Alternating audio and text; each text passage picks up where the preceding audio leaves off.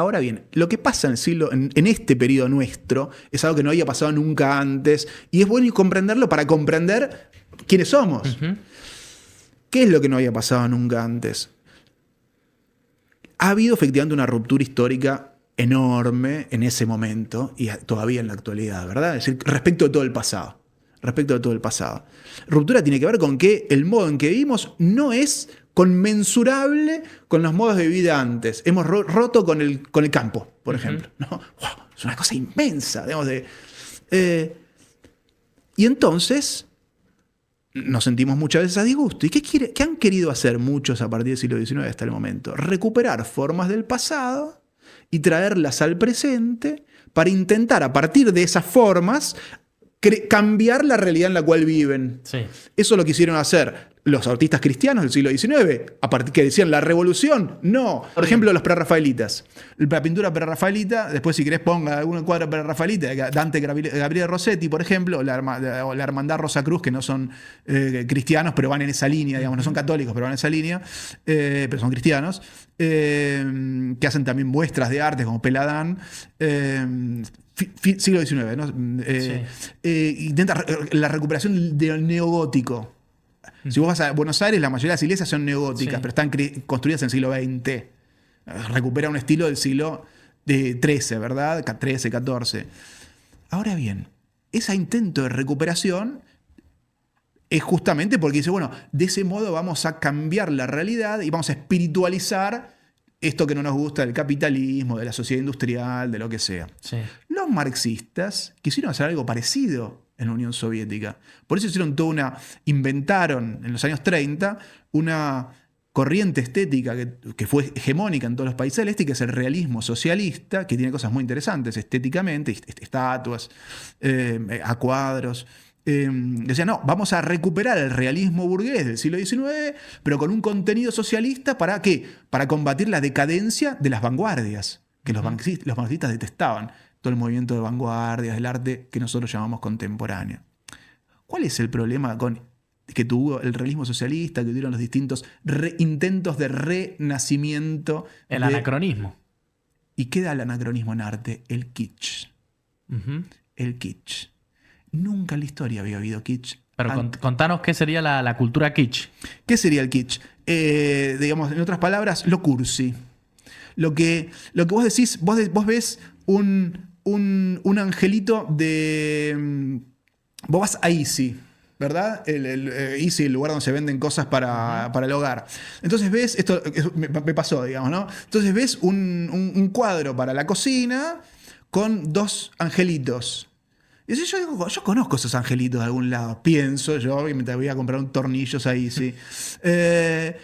Claro, son los angelitos de Rafael de la Madonna Sistina. Sí. Sacados de la parte de abajo de la Madonna Sistina y puestas en primer plano. Eso, en una cocina, es kitsch. Da cursi. Los ángeles de Bouguereau. O la lámina de la Mona Lisa en las tortas de cumpleaños. O lo que sea, exactamente. Te da kitsch. Te da kitsch. Es cursi. Es como los teleteatros. Las novelas de la tarde, que ya no hay más, creo, pero había en su momento, que donde la gente intentaba hacerse fina. ¿Grasa sería otra palabra, kitsch? Está cercano. La definición de lo kitsch es difícil, pero tiene que ver con lo cursi, con lo grasa, pero grasa siempre en ese sentido, digamos, ¿no? Porque siempre acá es alguien que con buena intención quiere recuperar algo ingenuamente. Es importante que sea ingenuo. O sea, que el que lo hace piensa que está haciendo algo bello, piensa que está haciendo algo bueno, piensa que está haciendo algo velardo, y es ridículo. Es como si alguien hoy, imagínate, viene acá vestido de hombre del siglo XVIII y se pone a tocar una obra barroca. Es ridículo. Puede sonar lindo, pero es ridículo. Bueno, eso es propio de nuestra época. Por eso, el verdadero peligro de nuestra época es lo kitsch, que se da en el arte, se da en el pensamiento, se da en la cultura en general. Nosotros tenemos que evitar eso. Antes de hacerte algunas preguntas de la belleza y que nos metamos con esta idea que venimos tratando, pero en cuestión al concepto de lo bello, quería un poco darte mi respuesta a eso que decís, que yo estoy de acuerdo en que no podés volver en un anacronismo ingenuo a que podés imponer, no por la fuerza, pero sí por las artes, por la cultura, etcétera, ideas del pasado per se o necesariamente.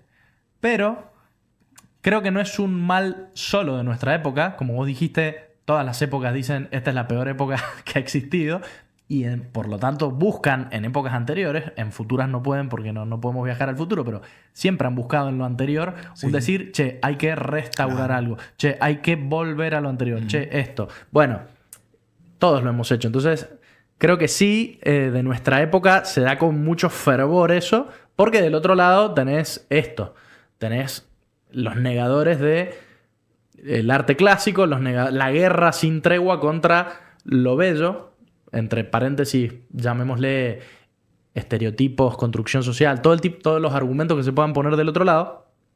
Entonces, por eso creo que la reacción puede ser exagerada en algunos casos y anacrónica, lo que yo no sostengo.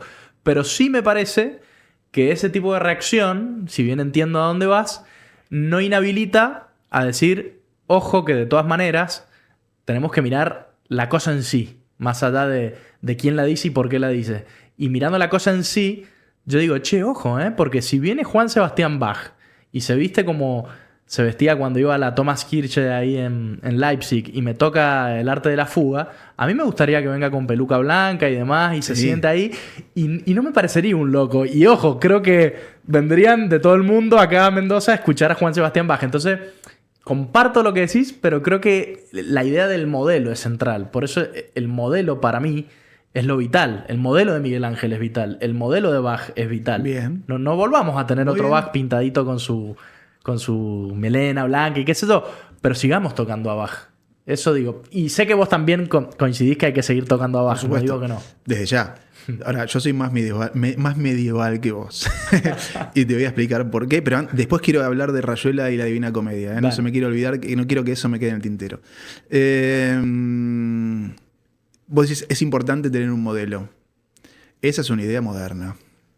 Que además, la Revolución Francesa, cuando se impone, quiere recuperar la cultura romana. Quiere recuperar la cultura de la República Romana. Entonces nace el estilo clásico, el estilo que luego va a ser el estilo imperio napoleónico, que es el neoclásico. O sea, el neoclásico es el estilo de la revolución. Más moderno que ser neoclásico es imposible. Y hay algo bastante cursi ahí también. Digamos, empiezan algunas cosas que son un poco cursis que no nos importan ahora. Si nosotros, sin embargo, vamos a una catedral medieval, sí. Por ejemplo, la Sacra de San Michele, una iglesia románica preciosa, donde la que se firmó el nombre de la rosa, por eso todos la conocen, si miran el nombre de la rosa. ¿Qué tiene que ver la Sacra de San Michele con la Acrópolis? Nada. Vos ves un capitel corintio, un capitel dórico, un capitel con una sirena bicauda. Quiere decir que no hay ningún orden. Los que conocían la antigüedad dicen, eso es bárbaro, y tienen razón. No, eso no es bárbaro, eso es la belleza de esa época, de ese lugar, que estaba en consonancia con lo que esos monjes que estaban ahí creían, el modo en que ellos percibían la belleza, que era muy distinto al modo en que lo percibían los griegos. Yo estoy diciendo exactamente lo mismo para nuestra época. En la antigüedad nadie usó vitrales. El vitral es una tecnología propia del siglo XIII, XII, y que se realiza fundamentalmente en Francia. Bueno, es eso. Vos entrás a la Sainte-Chapelle de París y estás en ese mar de luz de colores, que eso es la belleza de ellos. Estupendo, nosotros la gozamos como turistas. Pero esa no es nuestra belleza. Eso ellos no lo copian, no tienen ningún modelo. Por eso te digo, yo soy más medieval. Ellos no tenían ningún modelo cuando hacían eso. Ellos lo inventaron, descubrieron, tuvieron el coraje de descubrir la belleza del tiempo de ellos. Por eso hicieron algo eterno. Sí, es verdad. Es cierto que no tenían un modelo de lo que estaban haciendo, de la cosa que hicieron. Pero la inspiración de ese vitral estaba concretamente en el caso del gótico, bueno, inspirada en la luz divina y en todos los elementos del gótico, que hay que subir las iglesias para estar más cerca de Dios, más cerca del cielo. Eso lo pensaron ellos, no se lo copiaron a nadie. No se lo copiaron no es un arte tradicional, es un arte antitradicional. no sé si es un arte antitradicional. que inventa algo. Ese no sigue el orden clásico de la arquitectura. Inventan un tipo de arquitectura nueva, con formas nuevas, basadas en ideas nuevas, que son esas. Yo creo que la idea probablemente ya estaba. O sea, también se da ahí un juego de decir el ingenio humano aparece porque concretamente tenían que salvar el problema de la estabilidad de las paredes, por ejemplo. Sí, por eso sobreconstruían. Claro, sobreconstruían los muros, los hacían muy, muy espesos, muy grandes, y de ahí que el arte románico tiene por lo general iglesias no tan esbeltas. Entonces, probablemente un románico también dijo, che, me gustaría una iglesia más alta y poder hacer ventanas más amplias y ponerle colores.